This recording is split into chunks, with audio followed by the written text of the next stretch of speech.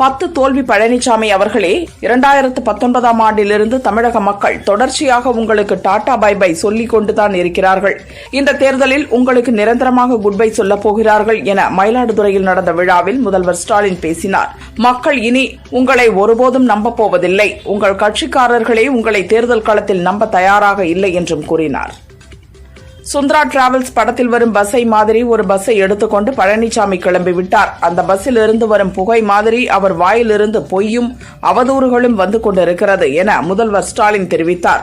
தமிழக மக்கள் உங்களை நம்ப தயாராக இல்லை. விரக்தியில் என்ன பேசுகிறேன் என்று தெரியாமல் மக்கள் மீதே குற்றச்சாட்டுகளை வைக்கிறார், கொச்சைப்படுத்துகிறார் என்றும் கூறினார். பை பை ஸ்டாலின் என்று விண்ணை பிளக்கும் அளவிற்கு மக்கள் சொல்லும் அந்த ஒரு வார்த்தை ஸ்டாலினை கதற விடுகிறது என ஸ்டாலினின் கருத்துக்கு எதிர்க்கட்சி தலைவர் எடப்பாடி பழனிசாமி பதிலளித்துள்ளார். கூட்டணி ஆட்சி என்று அமித்ஷா சொல்லவில்லை, எங்கள் கூட்டணியே ஆட்சி அமைக்கும் என்றுதான் சொன்னார் என அதிமுக பொதுச் செயலாளர் பழனிசாமி கூறினார். அமித்ஷா சொல்வதை திரிக்கக்கூடாது. பாஜகவுடன் கூட்டணி வைத்ததால் ஸ்டாலினுக்கு பயம் வந்துவிட்டது என்றும் தெரிவித்தார். கள்ளக்குறிச்சி அரசு மருத்துவமனையில் பச்சிளம் குழந்தைகளை படுக்க வைக்க கூட வசதி இல்லாத மருத்துவ கட்டமைப்புதான் உலகம் போற்றும் சிறந்த மருத்துவ கட்டமைப்பா என தமிழக பாரதிய ஜனதா தலைவர் நயினார் நாகேந்திரன் கேள்வி எழுப்பியுள்ளார். முறையான வசதிகள் ஏற்படுத்தி தருவதை விட்டுவிட்டு விளம்பரத்தில் மட்டும் கவனம் செலுத்துவதற்கு திமுக அரசு வெட்கப்பட வேண்டும் என்றும் கூறியுள்ளார். சொந்தமாக ஒரு திட்டத்தை யோசித்து நிறைவேற்ற வக்கில்லாமல் அதிமுக ஆட்சியின் திட்டத்திற்கு ஸ்டிக்கர் ஒட்டுகிறீர்களே ஸ்டாலின், உங்களுக்கு வெட்கமாக இல்லையா என அதிமுக பொதுச் செயலாளர் பழனிசாமி கேள்வி எழுப்பி உள்ளார். யாரோ சிலர் ஸ்டாலின் மூளைக்கு உள்ளே போய் இவர் நடத்துவது நல்ல ஆட்சிதான் என்று நம்ப வைத்துவிட்டார்கள் போல என்றும் கிண்டல் அடித்தார். அதிமுக ஆட்சியில் தொடங்கப்பட்டது என்பதற்காக அன்னை தெரேசா மகளிர் பல்கலைக்கழகத்தின் கோவை கிளை ஆராய்ச்சி விரிவாக்க மையத்தை மூடுவதா என பாஜக தேசிய மகளிர் அணி தலைவர் வானதி சீனிவாசன் கேள்வி எழுப்பினார். பெண் கல்விக்கு ஊக்கமளிக்க வேண்டிய அரசை அதற்கு தடையாக இருக்கக்கூடாது எனவும் தெரிவித்தார். பாமக கட்சி தொண்டர்கள் வருகின்ற சட்டமன்ற தேர்தலில் வெற்றி பெற கடுமையாக போராடிக் கொண்டிருக்கின்றனர். மேலும் போராட வேண்டி இருக்கிறது என நிறுவனர் ராமதாஸ் தெரிவித்தார். ஆட்சியில் பங்கு, அதிகாரத்தில் பங்கு என அன்புமணி கூறியது குறித்த கேள்விக்கு பதிலளித்த ராமதாஸ் அது அவருடைய கருத்து என விளக்கமளித்தார். தமிழகத்தை ஆளும் அரசில் பாமகவும் பங்கேற்க வேண்டும், அது நமது உரிமையும் கூட. அந்த உரிமையை வென்றெடுப்பதற்கான வெற்றி பயணத்தின் வேகத்தை கூட்டுவோம், ஆட்சி அதிகாரத்தில் நமது உரிமையை வெல்வோம் என பாமக தலைவர் அன்புமணி கூறியுள்ளார். தாவேக தலைவர் விஜயின் அம்மா கிறிஸ்தவர், அவருக்கு தனி விமானம் வாங்கி கொடுத்ததே பாரதிய ஜனதா தான் என கூறிய சபாநாயகர் அப்பாவுக்கு தாவேக கொள்கை பரப்பு செயலாளர் ராஜ்மோகன் பதிலடி கொடுத்துள்ளார். சபாநாயகர் அப்பாவு, பேரலை சேனல் சிறார்கள் போல் கட்டுக்கதைகளை எல்லாம் சொல்வது தகுமா? நீங்கள் சொல்லும் தனி விமானம் எங்கு நிற்கிறது? துபாய் மெயின் ரோட்டிலா, பரந்தூரிலா? வாட்ஸ்அப் புரட்டுகளை வாத்தியார் பரப்பலாமா என்றும் கேள்வி எழுப்பியுள்ளார். 2026க்கு பிறகும் பாஜக 2 ஆண்டுகள் மத்தியில் ஆட்சியில் இருக்கும் என்பதால் பாஜகவுடன் இணங்கி செல்ல வேண்டும் என்பதற்காக பாஜக கருத்துக்களை பழனிசாமி பேசி வருகிறார் என நாம் தமிழர் தலைமை ஒருங்கிணைப்பாளர் சீமான் தெரிவித்தார். திராவிட கட்சிகள் வாக்காளர்களுக்கு பணம் கொடுத்து ஓட்டு வாங்கக்கூடிய நிலையில்தான் இருக்கிறார்கள் என அவர் கூறினார். திருக்குறளை சரிபார்க்காமல் கவர்னர் நினைவு பரிசு வழங்கியது மிகுந்த வேதனைக்குரியது. கவர்னரின் மாண்புகளை மீறி திருக்குறளில் கலப்படம் செய்வது ஏற்றுக்கொள்ள முடியாத செயல் என தமிழக காங்கிரஸ் கமிட்டி தலைவர் செல்வ பெருந்தகை கூறியுள்ளார். கிணற்றுக்குள் இருக்கும் தவளை உலகம் இவ்வளவுதான் என்று கருதி கொள்ளுமாம். அதேபோல் சீமான் என்னும் தவளை தன்னை தவிர தமிழகத்தில் யாருமே போராடுவதில்லை என்று பிதற்றிக் கொண்டு தெரிகிறது என மார்க்சிஸ்ட் கம்யூனிஸ்ட் மாநில செயலாளர் சண்முகம் விமர்சித்துள்ளார். ரதன்யாவுக்காக மாதர் சங்கம் எழுப்பிய குரல் கிணற்றுக்குள் இருந்த சீமான் தவளைக்கு கேட்காமல் போயிருக்கலாம் என்றும் தெரிவித்துள்ளார். தேர்தல் நேரம் என்பதால் அதிமுக பொதுச் செயலாளர் பழனிசாமி மகளிர் உரிமை தொகை 2000 ரூபாய் 5000 ரூபாய் தருவதாக அறிவித்து வருகிறார் என அமைச்சர் அன்பரசன் குற்றம் சாட்டினார். தாலிக்கு தங்கம் திட்டத்தை முடக்கியதே அவர்தான், ஆனால் பிரச்சாரத்தில் திமுக நிறுத்திவிட்டதாக பொய் சொல்லி வருகிறார் என்றும் கூறினார். விவசாயிகளுக்கு உதவும் தன் தானிய யோஜனா திட்டத்திற்கு மத்திய அமைச்சரவை ஒப்புதல் வழங்கியுள்ளது. இந்த திட்டம் 2025-26 முதல் 6 ஆண்டு காலத்திற்கு ஆண்டுக்கு ரூபாய் 24,000 கோடி செலவில் செயல்படுத்தப்படும் என மத்திய அமைச்சர் அஸ்வினி வைஷ்ணவ் கூறினார். பிரபல பிரிட்டிஷ் கலைஞர் கிளேர் லேண்டனால் வரையப்பட்ட காந்தி ஓவியம் ஆன்லைனில் 1.7 கோடி ரூபாய்க்கு விற்பனையாகி முதலிடத்தை பிடித்தது. காந்தி ஓவியம் நிர்ணயிக்கப்பட்ட விலையை விட 3 மடங்கிற்கு அதிகமாக விற்பனை செய்யப்பட்டு அனைவரையும் திரும்பி பார்க்க வைத்துள்ளது. மேற்கு வங்கத்தில் ஆட்சி அமைக்க நினைக்கும் பாஜகவின் முயற்சியை இன்ச்சு இன்ச்சாக தடுத்து வருகிறோம் என கொல்கத்தாவில் நடந்த பேரணியில் கலந்து கொண்ட அம்மாநில முதல்வர் மம்தா தெரிவித்துள்ளார். திமுக ஆட்சியில் தவறு செய்பவர்களுக்கு துணிச்சல் வந்துவிட்டது. அதனால்தான் பள்ளி குடிநீர் தொட்டியில் மலம் கலக்கிறார்கள் என முன்னாள் அமைச்சர் காமராஜ் கூறினார். சட்டம் ஒழுங்கை பாதுகாக்க திமுக அரசு தவறிவிட்டது. போதைப் பொருட்களால் கொலை கொள்ளையெல்லாம் சர்வசாதாரணமாக நடக்கிறது என்றும் தெரிவித்தார். அரசியல் காரணத்திற்காக சீமான் கள் விவகாரத்தை கையில் எடுத்துள்ளார் என புதிய தமிழகம் கட்சி தலைவர் கிருஷ்ணசாமி தெரிவித்தார்.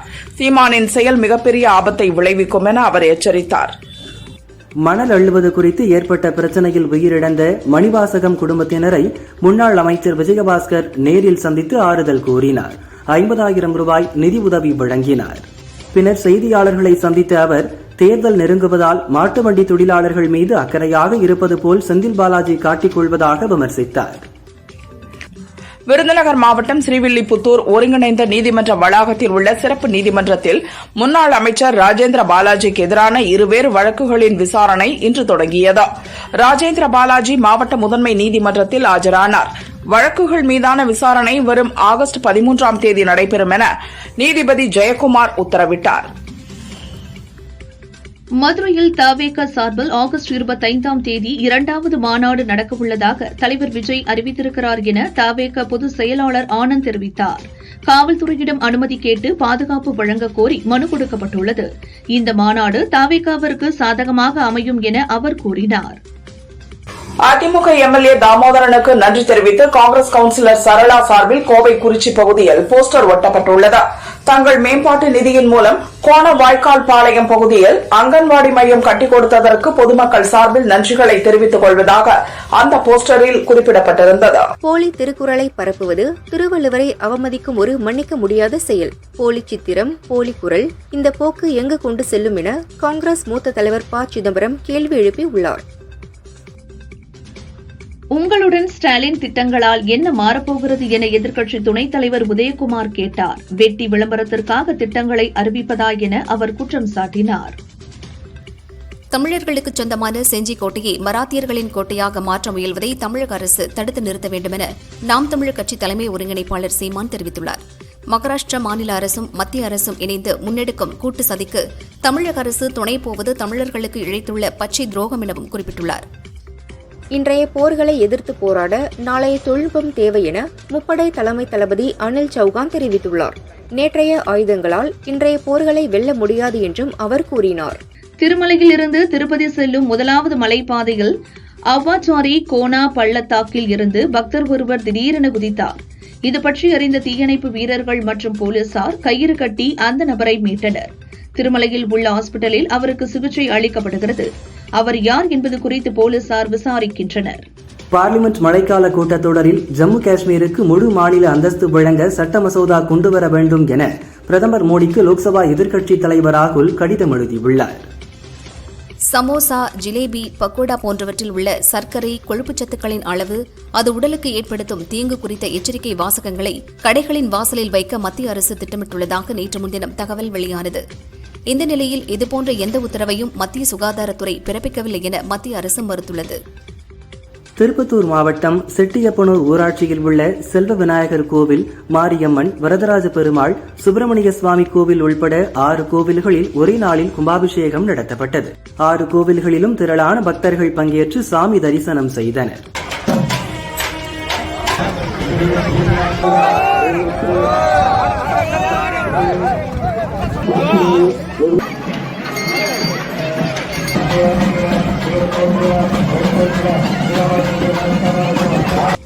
திருப்பூர் பெரிச்சிபாளையம் வீரமாத்தியம்மன் கோவிலில் திருக்கல்யாண விழாவை முன்னிட்டு வீரமாத்தியம்மன் குதிரை மீது ஊர்வலமாக சென்று பக்தர்களுக்கு காட்சியளித்தார். ஏராளமான பெண்கள் ஆரத்தி எடுத்து அம்மனை வழிபட்டனர். கோவை மாவட்டம் பொள்ளாச்சி அருகே ஒக்கிலிப்பாளையம் கிராமத்தில் உள்ள பாலதண்டாயுதபாணி கோயிலில் நடந்த கும்பாபிஷேக விழாவில் திரளான பக்தர்கள் கலந்து கொண்டு சாமி தரிசனம் செய்தனர். கன்னியாகுமரி மாவட்டம் குழித்துறை நகராட்சி சார்பில் பொருட்காட்சி நடக்கிறது. பொருட்காட்சியில் இளைஞர்கள் நைட்டி அணிந்து ஆபாசமான முறையில் பொதுமக்களுக்கு இடையூறாக நடனம் ஆடினர்.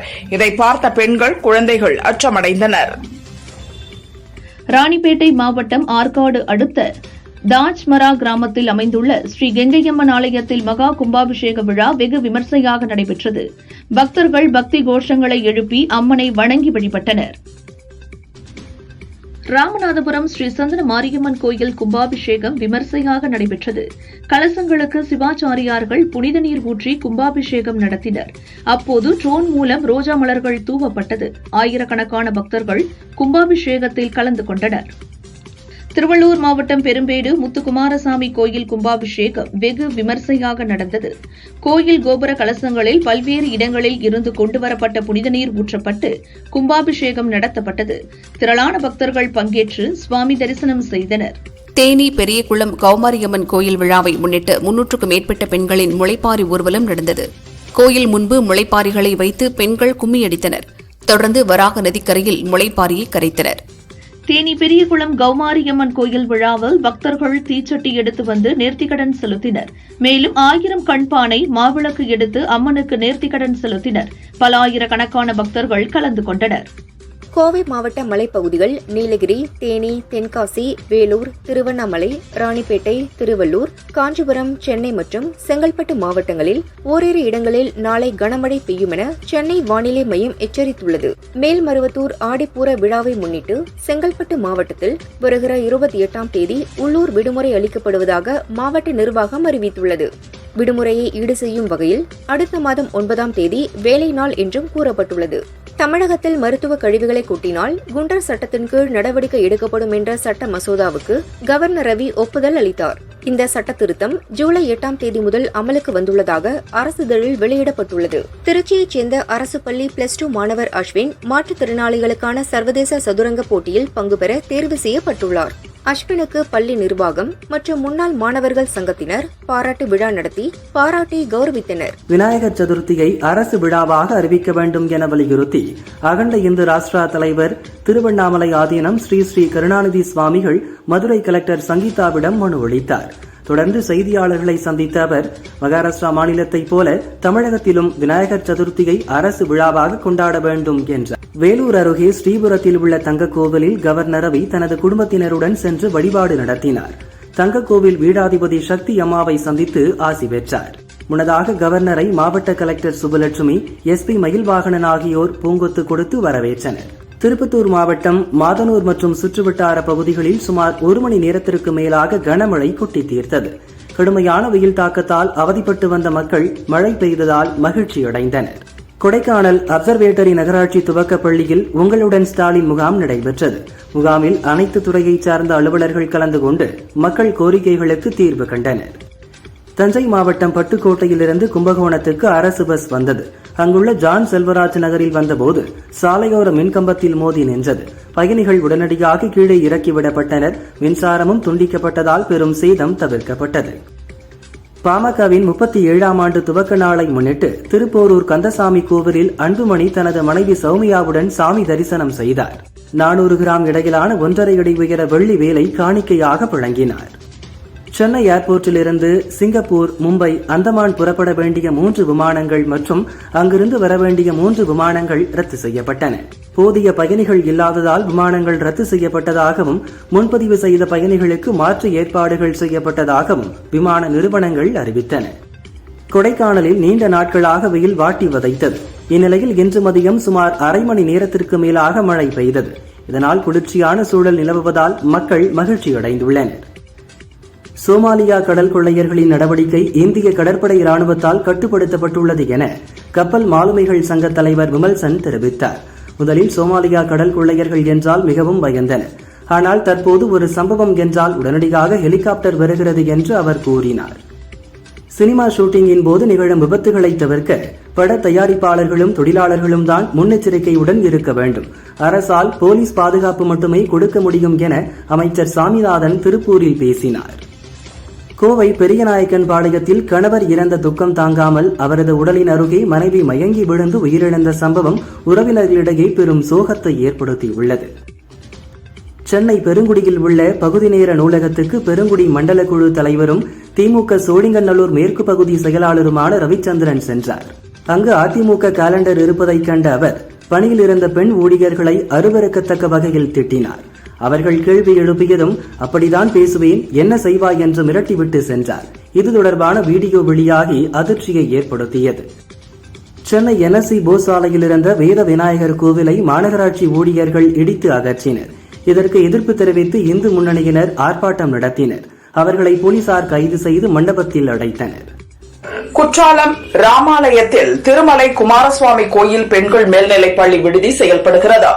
இங்கு இன்று காலையில் உணவு அருந்திய மாணவிகள் 9 பேருக்கு உணவு ஒவ்வாமை காரணமாக வாந்தி மயக்கம் ஏற்பட்டது. தென்காசி அரசு மருத்துவமனையில் சிகிச்சை அளிக்கப்பட்டு வருகிறது. நீலகிரி மாவட்டம் உதகை தலையாட்டு மந்து பகுதியைச் சேர்ந்தவர் சந்திரசேகர். இவர் 18 சாலையில் சென்றபோது தனது பேண்ட் பாக்கெட்டில் வைத்திருந்த 10,200 ரூபாயை தவறவிட்டுள்ளார். இதனை கண்டெடுத்த பேக்கரி உரிமையாளர் சந்தோஷ் என்பவர் போக்குவரத்து போலீசாரிடம் ஒப்படைத்துள்ளார்.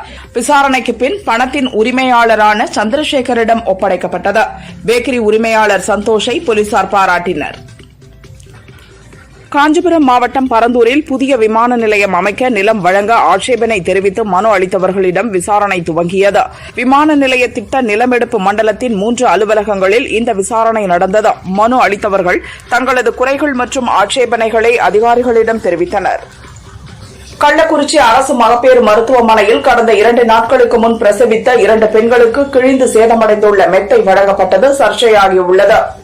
தாய்மார்கள் இருவரும் தங்களது குழந்தைகளை இரவு முதல் தரையில் படுக்க வைத்துள்ள வீடியோ வெளியாகியுள்ளது. ஈரோடு மாவட்டம் சத்தியமங்கலம் அடுத்த ஒங்கல்வாடி கிராமத்தில் பசாமணி மற்றும் சதானந்தம் ஆகியோர் வீடுகளுக்கு முன் கட்டி வைக்கப்பட்டிருந்த கன்றுக்குட்டிகளை சிறுத்தை வேட்டையாடியதில் 2 கன்றுக்குட்டிகளும் பரிதாபமாக இறந்தன. பீதியடைந்த கிராம மக்கள் சிறுத்தையை கூண்டு வைத்து பிடிக்க வனத்துறையினரை வலியுறுத்தினர். கள்ளக்குறிச்சி கச்சேரி சாலையில் போக்குவரத்து நெரிசலுக்கு மத்தியில் ராங் ரூட்டில் கள்ளக்குறிச்சி காவல் ஆய்வாளரின் வாகனம் நிறுத்தி வைக்கப்பட்டுள்ளதால் வாகன ஓட்டிகள் அவதியடைந்தனர். நீண்ட நேரங்களுக்கு பின்பு போக்குவரத்து போலீசார் போக்குவரத்தை சீர் செய்தனர். திருப்பத்தூர் மாவட்ட கலெக்டர் அலுவலக வளாகத்தில் உலக மக்கள் தொகை தினத்தை முன்னிட்டு அரசு கல்லூரி மாணவர்கள் பங்கேற்ற விழிப்புணர்வு பேரணி நடந்தது. பேரணியை கலெக்டர் சிவசவுந்தரவள்ளி கொடியசைத்து துவக்கி வைத்தார். இதில் மாணவர்கள் பல்வேறு விழிப்புணர்வு வாசகங்கள் அடங்கிய பதாகைகளை கையில் ஏந்தி விழிப்புணர்வு பேரணியில் பங்கேற்றனர். பாட்டாளி மக்கள் கட்சியின் 37வது ஆண்டு துவக்க விழாவினை முன்னிட்டு தைலாபுரத்தில் அக்கட்சியின் நிறுவனர் மருத்துவர் ராமதாஸ் கட்சி கொடியினை ஏற்றி வைத்து தொண்டர்களுக்கு இனிப்புகளை வழங்கினார். இந்த விழாவை பாமக செயல் தலைவர் அன்புமணி, GK மணி, சேலம் சட்டமன்ற உறுப்பினர் இணை பொதுச் செயலாளர் அருள், வன்னியர் சங்க தலைவர் அருள்மொழி உள்ளிட்ட முக்கிய நிர்வாகிகள் பங்கேற்காமல் புறக்கணித்துள்ளனர். சென்னை ECR கானாத்தூர் ரெட்டிக்குப்பம் பகுதியில் மாலை சுமார் 6 மணிக்கு மின்சாரம் துண்டிக்கப்பட்டது. நள்ளிரவு வரை மின்சாரம் வராததால் ஆத்திரமடைந்த அப்பகுதி மக்கள் ECR சாலையில் அமர்ந்து மறியலில் ஈடுபட்டனர். இதனால் 2 மணி நேரம் போக்குவரத்து பாதிக்கப்பட்டது. போலீசார் நடத்திய பேச்சுவார்த்தையை தொடர்ந்து அனைவரும் கலைந்து சென்றனர்.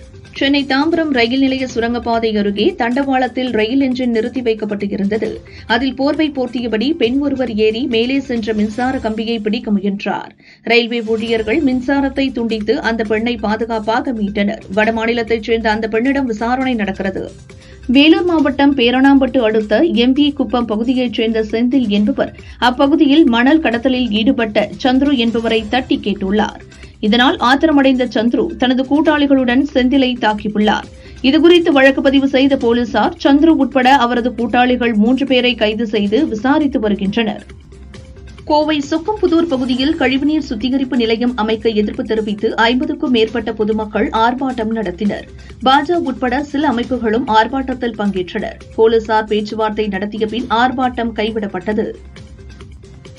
காவிரி ஆற்றில் ஏற்பட்ட வெள்ளப்பெருக்கின் போது அடித்து வரப்பட்ட முதலைகள் ஒகேனக்கல் மீன்பண்ணை அருகே கரையோரம் ஓய்வெடுத்து வருகின்றன. இதனால் ஆற்றுப்பகுதியில் சுற்றுலாப் பயணிகள் குளிக்க போலீசார் அனுமதிக்கக்கூடாது என சமூக ஆர்வலர்கள் கோரிக்கை விடுத்துள்ளனர். தமிழ்நாடு ஜவுளித்துறை சார்பில் கோவை மற்றும் திருப்பூரில் 3 நாட்கள் நடைபெறவுள்ள தமிழ்நாடு தைவான் தொழில்நுட்ப ஜவுளி மாநாடு பயனுள்ளதாக இருக்கும் என இந்திய தொழில் கூட்டமைப்பின் தமிழ்நாடு ஜவுளிக்குழு ஒருங்கிணைப்பாளர் கோபிகுமார் தெரிவித்துள்ளார். இந்தியாவில் தங்கள் தொழில் நிறுவனங்களை தொடங்கிய தைவான் தொடர்ந்து ஆயத்த ஆடை துறையிலும் தமிழகத்துடன் வர்த்தக உறவு கொள்ள ஆவலுடன் இருப்பதாகவும் தெரிவித்தார். திருச்சி சரக DIG வருண்குமார் ஆதரவற்ற குழந்தைகள் விருப்பத்தின் பேரில் தனது சொந்த செலவில் திரைப்படம் பார்ப்பதற்காக அழைத்துச் சென்றார். உற்சாகத்துடன் குழந்தைகள் படத்தை பார்த்து ரசித்தனர். மேலும் பொம்மைகள், விளையாட்டுப் பொருட்கள், விளையாட்டு உபகரணங்களை வழங்கி அவர்களை மகிழ்வித்து தானும் மகிழ்ந்தார். திருச்சி மாவட்டம் பஞ்சப்பூரில் 408.36 கோடி மதிப்பில் கட்டப்பட்ட ஒருங்கிணைந்த புதிய பேருந்து நிலையத்திலிருந்து பேருந்து சேவையை அமைச்சர் KN நேரு கொடியசைத்து தொடங்கி வைத்தார். திருச்சி மாநகரில் போக்குவரத்து நெரிசலுக்கு தீர்வு காணவும் எதிர்கால தேவையை கருத்தில் கொண்டு இந்த புதிய பேருந்து நிலையம் அமைக்கப்பட்டதாக கூறப்படுகிறது. திண்டுக்கல் மாவட்டம் வடமதுரை வேலாயுதம்பாளையம் கொடிநாயக்கர் மந்தை ஸ்ரீ சின்னக்கம்மாள் சுவாமி கோயில் விழாவில் மாடு மாலை தாண்டும் நிகழ்ச்சி நடந்தது. இதில் 200 சாமி மாடுகள் பங்கேற்றது. மாலை தாண்டுதலில் முதல், 2வது மற்றும் 3வதாக வந்த சாமி மாடுகளுக்கு மஞ்சள் பொடி தூவப்பட்டு கௌரவிக்கப்பட்டது.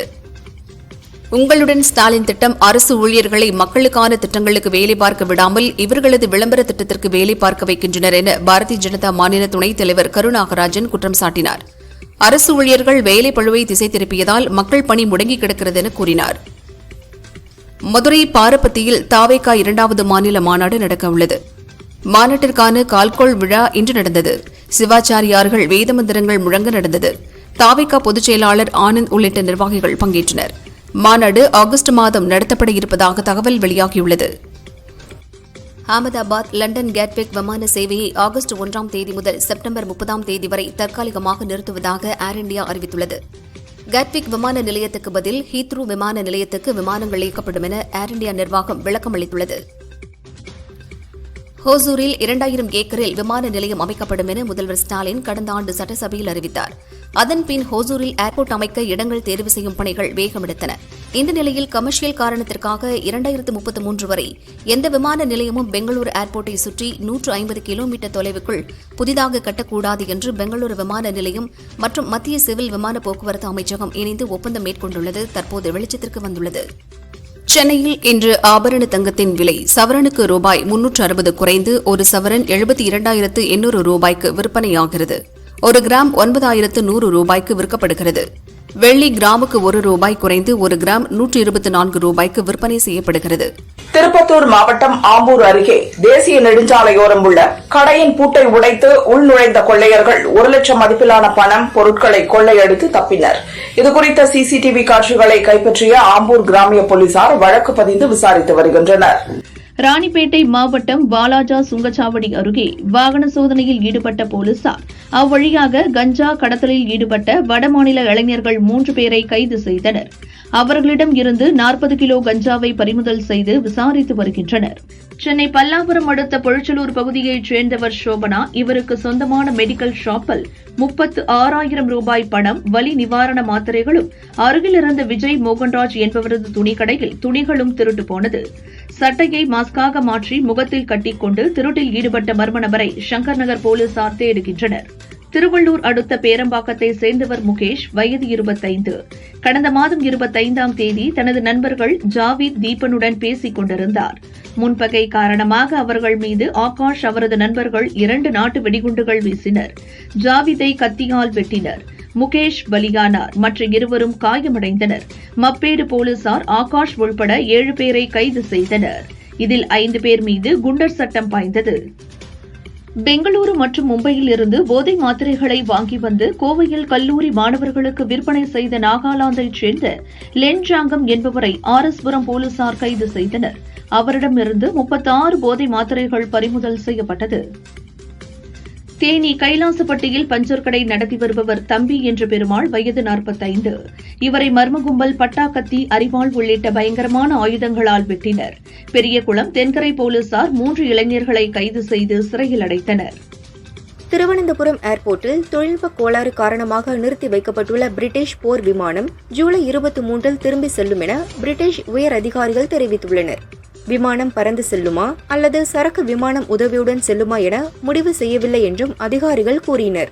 பாகிஸ்தானில் தொடர்ந்து பெய்து வரும் கனமழைக்கு கடந்த 24 மணி நேரத்தில் மட்டும் 5 பேர் உயிரிழந்துள்ளனர். மழை வெள்ளத்தில் சிக்கி பலியானோரின் எண்ணிக்கை 116ஆக உயர்ந்துள்ளது. 253 பேர் படுகாயமடைந்துள்ளதாக பாகிஸ்தான் பேரிடர் மேலாண்மை துறை தெரிவித்துள்ளது. பாலஸ்தீனத்தின் தெற்கு பகுதியில் உள்ள கான் யூனுஸில் நிவாரணப் பொருட்கள் விநியோகம் செய்யப்படும் இடத்தில் ஹமாஸ் ஆதரவு கிளர்ச்சியாளர்கள் வன்முறையை தூண்டிவிட்டனர். இதனால் அங்கு ஏற்பட்ட மோதலில் 19 பேர் மிதித்துக் கொல்லப்பட்டனர். ஒருவர் கத்தியால் குத்திக் கொல்லப்பட்டார். ரஷ்யாவுடன் வர்த்தகம் செய்து அதன் எண்ணெய் மற்றும் எரிவாயு வாங்குவதை தொடர்ந்தால் சீனா, இந்தியா மற்றும் பிரேசில் கடும் தடைகளை எதிர்கொள்ள நேரிடும் என நாட்டோ அமைப்பு பொதுச் செயலாளர் மார்க் ரூட் எச்சரித்துள்ளார். இந்த 3 நாடுகளின் தலைவர்கள் புட்டினை அழைத்து தீவிரமான அமைதி பேச்சுவார்த்தைகளுக்கு அழுத்தம் கொடுக்க வேண்டும் எனவும் வலியுறுத்தியுள்ளார். ஈரானில் வசிக்கும் இந்தியர்கள் தற்போது நிலவும் சூழ்நிலையை கவனமாக கருத்தில் கொள்ள வேண்டும் என அந்நாட்டில் உள்ள இந்திய தூதரகம் எச்சரிக்கை விடுத்துள்ளது. ஈரானில் இருந்து வெளியேற கிடைக்கும் வாய்ப்புகளை பயன்படுத்திக் கொள்ள வேண்டும் எனவும் அறிவுறுத்தியுள்ளது. 96 மெய்யழகன் படங்களை இயக்கிய பிரேம்குமார் அடுத்த 96 படத்தின் 2ஆம் பாகத்தை எடுப்பதாக தகவல் வந்தது. தற்போது அந்த முடிவை பிரேம்குமார் மாற்றியுள்ளார். அவரது அடுத்த படத்தில் விக்ரம் நடிக்கிறார். வேல்ஸ் நிறுவனம் தயாரிக்கிறது. இதற்கான அறிவிப்பு வெளியாகியுள்ளது. தற்போது தனது 63வது படத்தில் நடித்து வரும் விக்ரம் அதை முடித்ததும் பிரேம் படத்தில் நடிக்கிறார். இந்த ஆண்டு இறுதியில் அல்லது அடுத்த ஆண்டு படப்பிடிப்பு துவங்கும் என எதிர்பார்க்கப்படுகிறது. இரட்டை ஜடை வயசு, கங்கா கௌரி உள்ளிட்ட தமிழ் படங்களிலும் தெலுங்கு படங்களிலும் நடித்தவர் மந்த்ரா. நீண்ட இடைவெளிக்கு பின் தமிழில் உசிரை என்ற படத்தில் நடித்துள்ளார். நாயகனாக DJ அருணாச்சலம், நாயகியாக ஜனனி நடித்துள்ளனர். மந்த்ரா கூறுகையில், நான் ரீஎன்ட்ரி ஆகி உள்ளேன். தமிழில் நல்ல கதைக்காக காத்திருந்தேன். அம்மாவாக நடித்தாலும் என் கேரக்டரில் நிறைய புதுமைகள் இருக்கும். இன்றைக்கு நிறைய பேர் அம்மா வேடத்தில் நடிக்கிறார்கள். என்னை பொறுத்தவரை ஒரு நாள் நடிக்கிற கேரக்டராக இருந்தாலும் வலுவாக இருக்க வேண்டும் என்றார். விக்னேஷ் நடித்துள்ள ரெட் ஃபிளவர் படத்தின் இசை வெளியீட்டு விழாவில் நடிகர் விஷால் பங்கேற்று பேசினார்.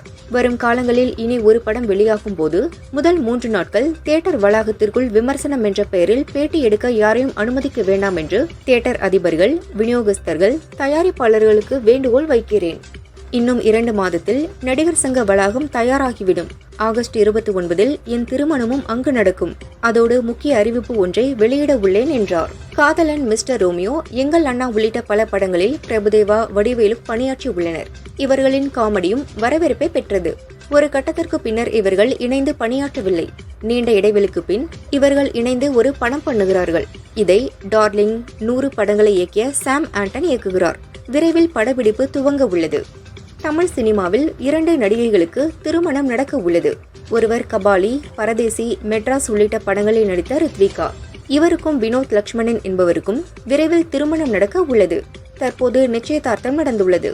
அதேபோல் பழம்பெரும் நடிகர் ரவிச்சந்திரன் பேத்தியும், கருப்பன், நெஞ்சுக்கு நீதி உள்ளிட்ட படங்களில் நடித்த தன்யா ஒளிப்பதிவாளர் கௌதமை திருமணம் செய்கிறார். நடிகர் தனுஷ் தற்போது இட்லி கடை என்ற படத்தை இயக்கி நடித்துள்ளார். நாயகியாக நித்யா மேனன் நடித்துள்ளார். அக்டோபர் 1 படம் ரிலீஸ் ஆகிறது. நித்யா கூறுகையில், இட்லி கடையில் முதன்முறையாக மாட்டு சாணத்தை என் கைகளால் சுத்தம் செய்தேன்.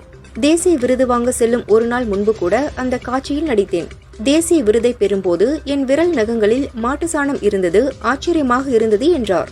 நடிகர் ரஜினிகாந்தும் கமல்ஹாசனும் 50 ஆண்டுகளுக்கு மேலாக நெருங்கிய நண்பர்களாக உள்ளனர். ராஜ்யசபா எம்பியாக உள்ள கமல் அடுத்த வாரம் பதவியேற்க உள்ளார். இந்நிலையில் தனது நண்பரான ரஜினியை அவரது இல்லத்தில் நேரில் சந்தித்து வாழ்த்து பெற்றார். இது பற்றி கமல், புதிய பயணத்தை நண்பர் ரஜினிகாந்துடன் பகிர்ந்தேன், மகிழ்ந்தேன் என கூறியுள்ளார். ரஜினியோ, ராஜ்யசபா எம்பியாக பதவியேற்கவிருக்கும் என் அருமை நண்பர் கமலுக்கு மனமார்ந்த வாழ்த்துக்கள் என தெரிவித்துள்ளார்.